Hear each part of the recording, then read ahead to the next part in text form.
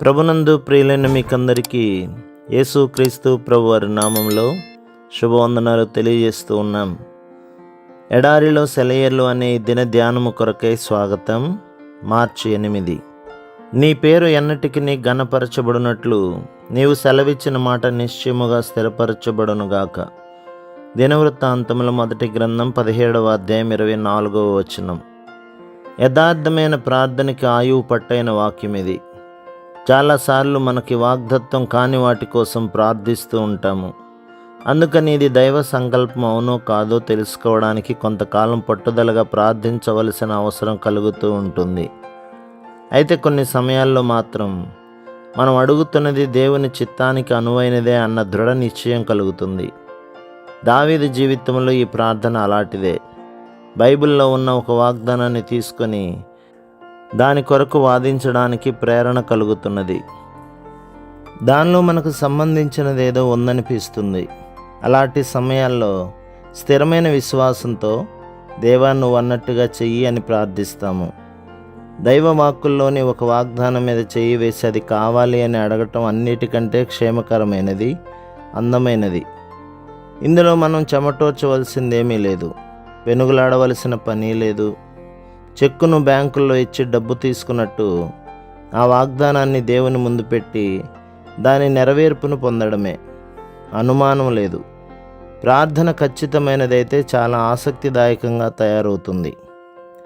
ఎడాపెడా నోటికి వచ్చిన వాటన్నిటిని అడిగేసి దేన్ని పొందకపోవడం కంటే కొద్దిపాటి దీవెనలను ప్రత్యేకించి అడిగి పొందగలగడం మేలు కదా.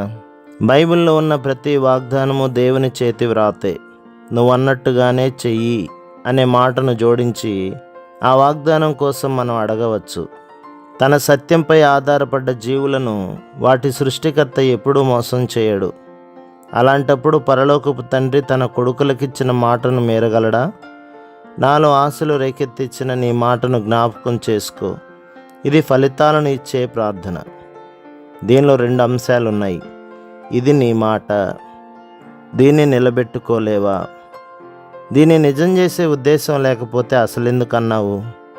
దీనిలో నేను ఆశ పెట్టుకున్నాను, నువ్వే నాలో కల్పించిన ఈ ఆశను వమ్ము చేస్తావా? అవిశ్వాసం వలన దేవుని వాగ్దానంను గురించి సందేహింపక దేవుని మహిమపరిచి ఆయన వాగ్దానం చేసిన దానిని నెరవేర్చుటకు సమర్థుడని రూఢిగా విశ్వసించి విశ్వాసం వలన బలము నొందెను. రోమపత్రిక 4వ అధ్యాయం 20-21 వచనాలు.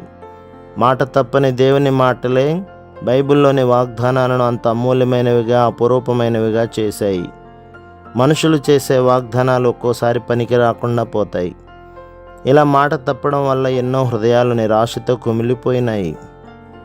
అయితే ప్రపంచం పుట్టినప్పటి నుంచి దేవుడు తనని నమ్మే వాళ్లకు చేసిన వాగ్దానాల్లో ఒక్కటి కూడా తప్పిపోలేదు. దీన క్రైస్తవుడు వాగ్దానపు గుమ్మం దగ్గర చలిలో, శ్రమల చీకట్లో నిలబడి ఆ తలుపు గడియ తీయడానికి సందేహించడం అనేది ఎంత విచారకరం. అతను నిస్సంకోచంగా ఆ తలుపు నెట్టుకొని లోపలికి వచ్చి తండ్రి ఇంట్లో ఆశ్రయం పొందాలి.